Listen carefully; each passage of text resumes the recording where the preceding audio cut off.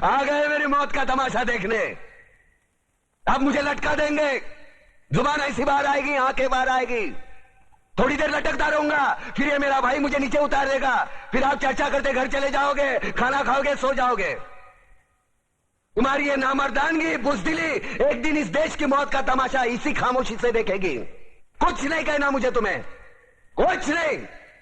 तुम्हारी जिंदगी में कोई फर्क पड़ने वाला नहीं। अंधेरे में रहने की आदत पड़ी है तुमको, गुलामी करने की आदत पड़ी है। पहले राजा महाराजाओं की गुलामी की, फिर अंग्रेजों की, अब चंद गद्दार नेताओं की और गुंडों की। धर्म के नाम पर ये तुम्हें बहकाते हैं, तुम एक दूसरे के गले काट रहे हो। काटो काटो। ऊपर वाला भी ऊपर से देखता होगा तो उसे शर्म आती होगी। सोचता होगा मैंने सबसे खूबसूरत चीज बनाई थी, इंसान। इंसान नीचे देखा तो सब कीड़े बन गए, कीड़े कीड़े। रेंगते रहो, सटते रहो और मरो। आए और गए, खेल खत्म। क्यों जिए मालूम नहीं, क्यों मरे मालूम नहीं।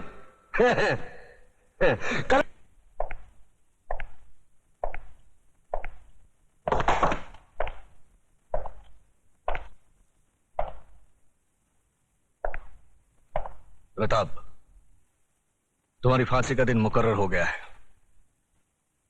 अगर कोई आखिरी ख्वाहिश है तो बता दो, वो भी पूरी कर दी जाएगी। यहां ऐसे घुटन सी होती है। मैं इन चार दीवारियों में मरना नहीं चाहता। मुझे वहीं फांसी दे दो, क्रांति मैदान में, सबके सामने, जहां से इस देश में क्रांति की शुरुआत हुई थी। यहां ऐसे मरो तो जरा ज्यादा मरो, इतना सा मरने से क्या फायदा। सर, प्रताप से कोई मिलने आया है। मिलने दो।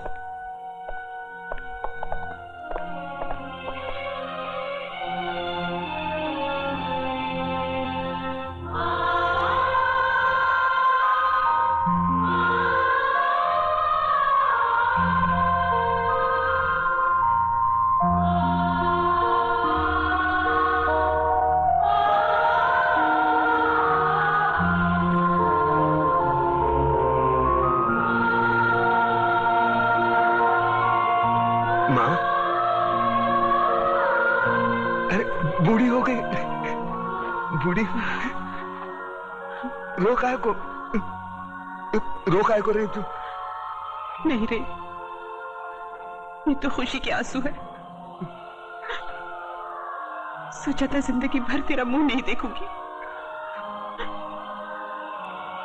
लेकिन तेरे बारे में अखबार में पढ़ा तो रहा नहीं गया मुझसे, और मैं चली आई अपने बेटे के पास। कैसा है रे तू? बेटा, आज तूने तिलक खानदान के नाम पर सचमुच यश का तिलक लगा दिया। मैं खुश हूँ, बहुत खुश हूँ। अब तो भगवान से यही प्रार्थना करूंगी कि तुझे जन्मों जन्म मेरा ही बेटा बना के। नहीं माँ, अगले जन्म में किसी मंदिर या मस्जिद की ईंट बनकर जिंदगी भर वहां रोता रहूंगा। इस जिंदगी का रोना मेरा बाकी है।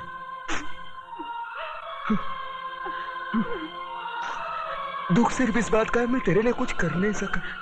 नहीं बेटा, तूने बहुत कुछ किया, मुझे सब कुछ मिल गया। तेरे दादाजी की आत्मा को भी शांति मिल गई। बस अफसोस एक ही बात का रहेगा कि तिलक खानदान का दिया जलाने वाला कोई नहीं रहेगा, कोई नहीं रहेगा।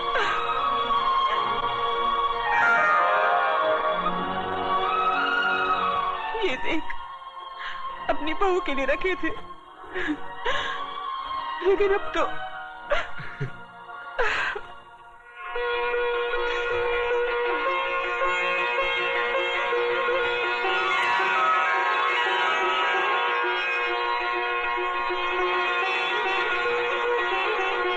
माँ, ये कलम वाली बाई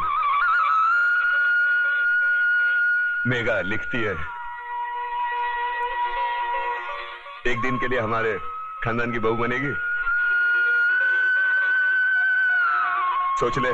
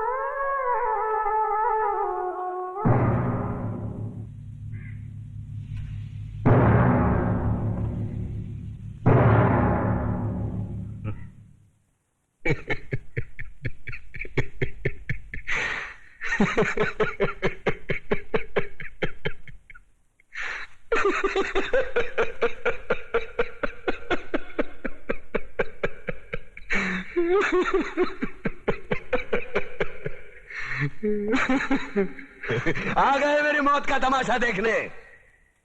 अब मुझे लटका देंगे, जुबान ऐसी बाहर आएगी, आंखें बाहर आएगी। थोड़ी देर लटकता रहूंगा, फिर ये मेरा भाई मुझे नीचे उतार देगा। फिर आप चर्चा करते घर चले जाओगे, खाना खाओगे, सो जाओगे।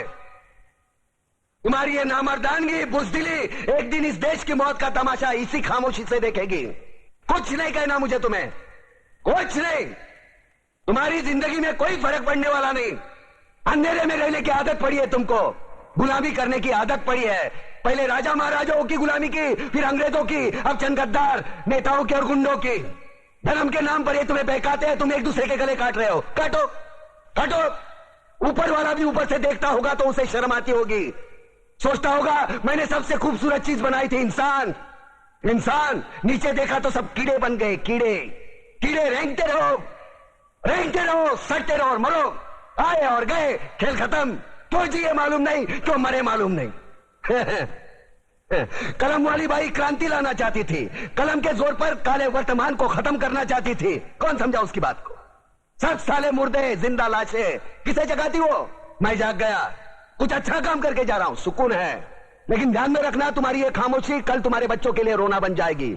ये कानून वाले, वर्दी वाले नेता, इन्होंने अपना ईमान बेच दिया। एक दूसरे को जलाते वक्त तुम्हारा ईमान कहा गया था, भाड़ में।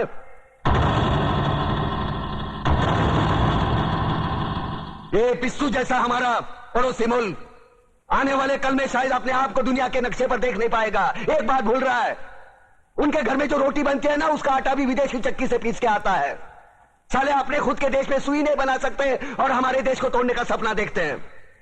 वो ये सपना देख सकते हैं क्योंकि उन्हें मालूम है ये मुर्दों का देश है। वतन के लिए किसी को कोई हमदर्दी नहीं है। इसे तोड़ना बिल्कुल आसान है। मैं हिंदू, मैं मुसलमान, मैं सिख, मैं फलाना, मैं ढिमका। एक लाठी को तो कोई भी तोड़ सकता है, लेकिन लाठी के भारे को तोड़ना मुश्किल है। मैंने बचपन में पढ़ा था, स्कूल में, तीसरी में। मैं क्यों समझा रहा हूं तुमको, क्यों समझा रहा हूं? पागल हूं मैं, भूसा भरा पड़ा है मेरे दिमाग में। क्यों बातें कर रहा हूं इन पत्थरों से? हंसो हंसो, खुशियां मनाओ। क्रांति की राह पर एक और कुत्ते की मौत मरने जा रहा है, कल कोई और मरेगा। हमें क्या? हम इसी तरह जीते रहेंगे, है ना? जियो भाई जियो, जैसे चाहिए वैसे जियो। मैं हिजड़े की जिंदगी जीना नहीं चाहता। ए ला, चल चल ला।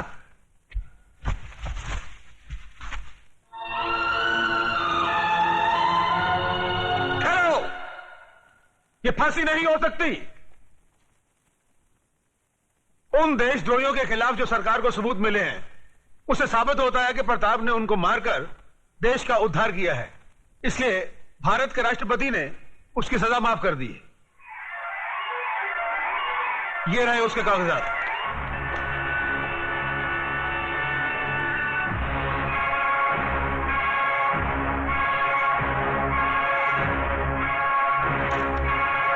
रोक दीजिए ये फांसी।